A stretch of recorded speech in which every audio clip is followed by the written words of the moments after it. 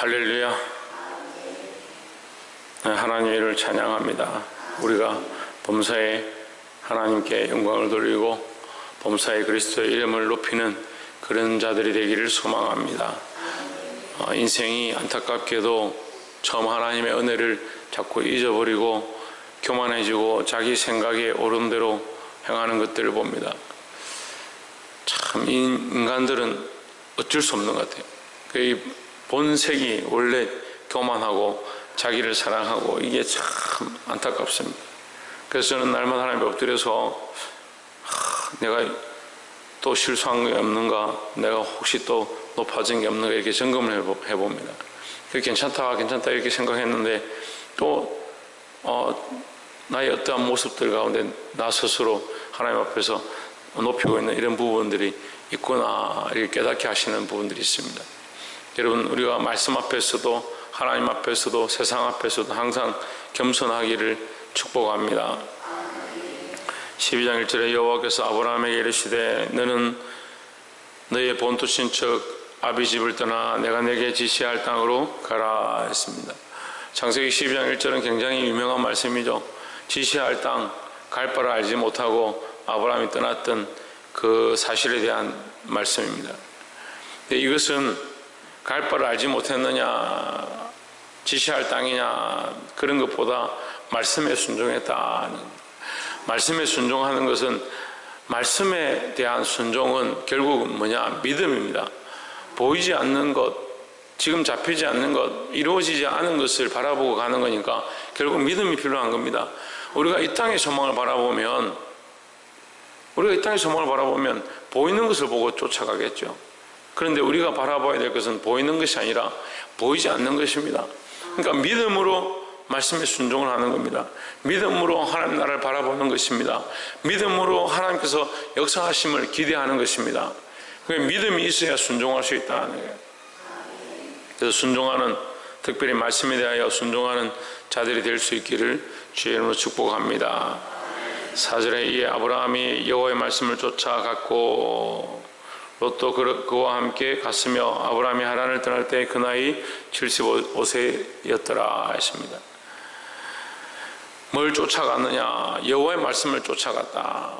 여호와의 말씀을 따라. 여호와의 말씀을 따라. 여호와의 말씀이 인도하는 대로, 갈 바를 알지 못하고 어디로 가야 될지 모르겠지만 하나님 말씀하시는 대로 가라고 하시면 가고 서라고 하면 서는 겁니다.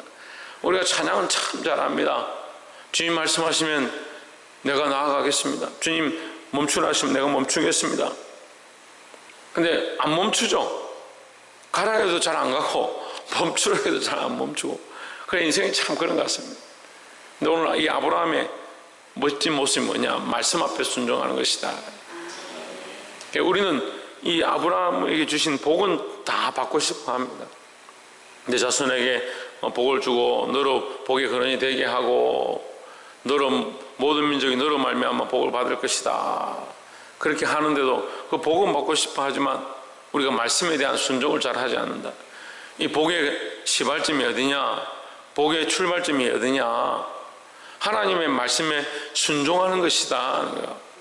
그러니까 순종하려면 뭐가 있어야 된다고요? 믿음이 있어야 된다고요. 결국 우리 믿음을 밖으로 드러내는 게 뭡니까? 순종입니다. 그래서 교회 안에도요, 순종이 필요한 것이고 우리가 세상에 나가서도 말씀을 순종할 때 승리하는 것입니다. 승리할 수 있기를 주의 이름으로 축복합니다. 7절에 여호와께서 아브라함에게 나타나 이르시되 내가 이 땅을 내 자손에게 주리라 했습니다. 하나님께서 아브라함에게 가라고 하셨는데 이 아브라함이 순종해서 갈 때에 그 땅에, 이 가나안 땅에 이르렀을 때 하나님 또 말씀하시는 겁니다. 내가 이 땅을 너에게 주리라. 하나님 계속 말씀해 주시는 거죠. 내가 이 땅을 내 자손에게 주리라 하시니라. 그가 자기에게 나타나신 여호와를 위하여 그곳에 단을 쌓고 거기서 베델 동편 산으로 옮겨 장막을 치니 서는 베델이요 동은 아이라. 그가 그곳에서 여호와를 위하여 단을 쌓고 여호와 이름을 부르더니 했습니다. 자, 아브라함이 뭘 하느냐? 하나님의 이름을 불렀다 했습니다. 셋의 후손들, 우리가 5장에서 말씀을 보았습니다. 셋의 후손들에서 자녀들이 나니까 그들이 나서 그 땅, 거기 단을 쌓고 비로소 여호와의 이름을 불렀더라 했습니다. 하나님은 하나님의 이름을 불러주시기 원한다. 우리는 누구의 이름을 불러야 되냐? 하나님의 이름을 불러야 되는 겁니다. 세상의 이름을 부르고 악한 것들의 이름을 부르고 음란한 이름들을 부르는 것이 아니고 하나님의 이름을 부르고 그리스도의 이름을 불러야 된다는 겁니다. 그래서 우리가 기도를 왜 하느냐? 하나님의 이름을 불러가라는 겁니다.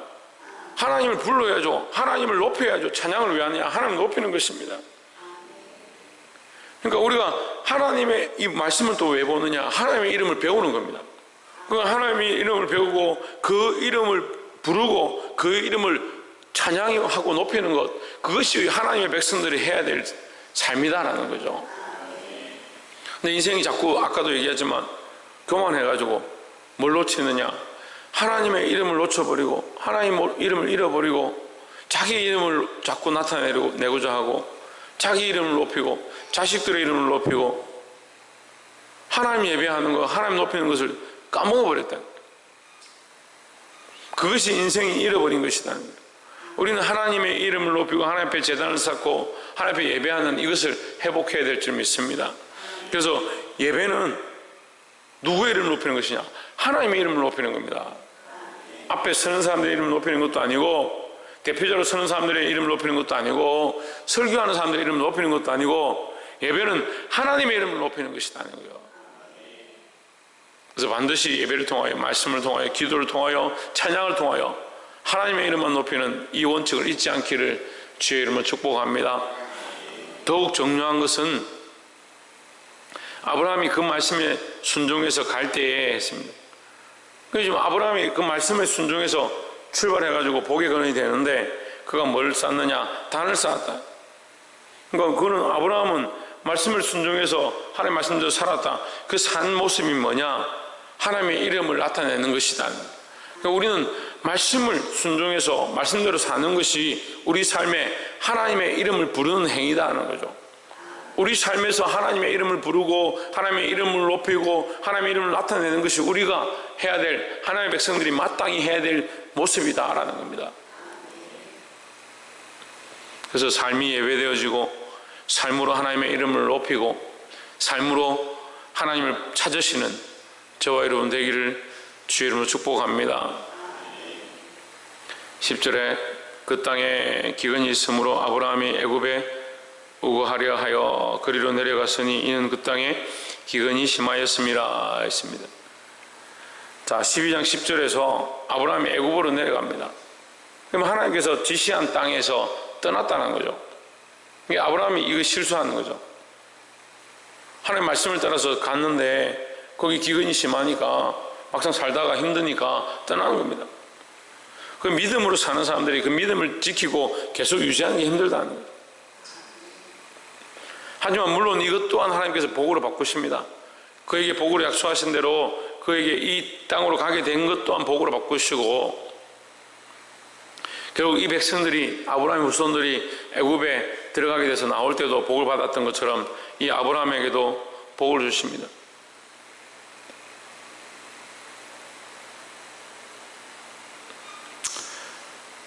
우리가 하나님의 이름을 높여야 되는데 때로는 하나님을 잊어버리고 자기 생각대로 판단하는, 지금 이 아브라함도 똑같습니다. 자기 생각대로 자기가 원하는 대로 자기가 하나님의 명령을 잊어버리고 기근이 있다고 해서 애굽으로 내려가 버렸습니다.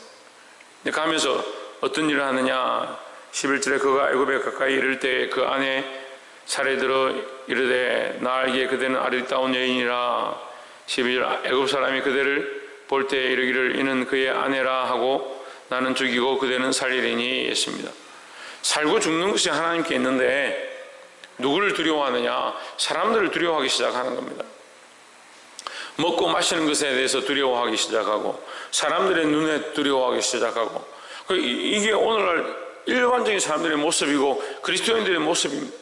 사회생활 하면서 사람들의 눈치를 보고 사람들을 두려워하고 먹고 사는 것 때문에 하나님의 이름을 팔아버리고 하나님께서 여호와 이름을 부르도록 이 아브라함에게 축복하셨는데 그가 어디 내려가느냐? 애굽에 내려갔습니다.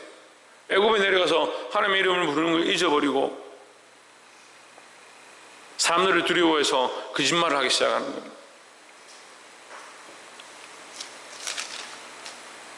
17절에 여호와께서 아브라함의 아내 사레의 연고로 바로와 그 집에 큰 재앙을 내리신지라. 18절에 바로가 아브라함을 불러서 이르되 내가 어찌하여 나를 이렇게 대접하였느냐? 내가 어찌하여 그를 내 아내라고 내게 고하지 아니하였느냐? 19절에 내가 어찌 그를 누이라 하여 나로 그를 취하여 아내를 삼게 하였느냐? 내 아내가 여기 있으니 이제 데려가라 하고 바로가 그 사람들에게 그의 일을 명하며 그들이 그 아내와 그 모든 소유를 보내었더라 했습니다. 보내었더라, 이게 바로가 보내었더라 이렇게 하는 것은 우리가 어디서 많이 본 것 같죠? 이 출애굽기에서 나오는 모습이죠. 바로가 보내었더라.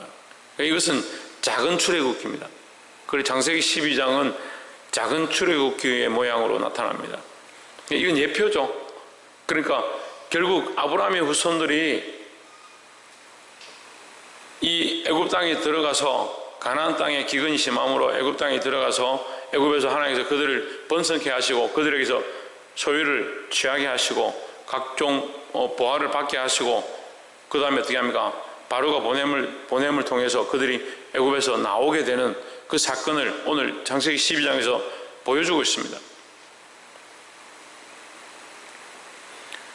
우리가 소망 없는 땅에 머물러 있어야 될 존재들이 아니다라는 거죠. 아까 처음에도 얘기했지만 우리는 믿음을 가져야 한다는 거죠. 믿음을 가진다는 것은 보이지 않는 것, 볼 수 없는 것, 바랄 수 없는 것을 바라는 것이 믿음이다라는 겁니다. 이 땅에 매이고 세상에 매이기 시작하면 하늘의 소망을 바라볼 수가 없다. 우리가 하나님의 이름을 부르고 보이지 않는 것들을 바라본다면 믿음으로 보이지 않는 것, 하나님 행하실 것들을 바라보고 나아가야 한다는 겁니다. 그래서 이 세상, 이 애굽은 세상인데 소망이 없는 곳이다. 그가 잘못 선택함으로 소망 없는 땅에 가게 되었습니다. 하지만 하나님 그걸 바꾸셔서 그로 소망의 땅, 그와 약속하신 땅, 그에게 축복하신 땅, 그 애굽을 나와서 가나안 땅으로 들어가게 인도하십니다. 그가 나올 때 그들에게서 소유를 받고 그들에게서 많은 것들을 받아서 오히려 창대케 되어지게 하시는 일을 합니다. 우리 세상의 소망을 두어서는 안 됩니다. 하늘의 소망을 두어야 합니다. 우리가 때로는 세상을 선택하고 잘못된 것을 선택하지만 우리가 바라봐야 될 것은 하나님 나라다라는 겁니다. 이 하나님 나라를 바라보고 이 세상에서 믿음으로 싸워 이겨야 되지, 믿음 없이 세상에 소망을 두어서 하나님 나라를 잃어버린 자가 되어서는 안 된다라는 거죠. 근데 많은 사람들이 세상의 소망을 자꾸 두다 보니까 하늘의 소망이 없다. 기준을 세상에 두니까 세상이 원하는 대로, 세상이 기뻐하는 대로 자꾸 돌아간다는 거죠. 말씀을 맺겠습니다. 하나님께서 우리를 결국은 가나안 땅으로 인도하실 것입니다.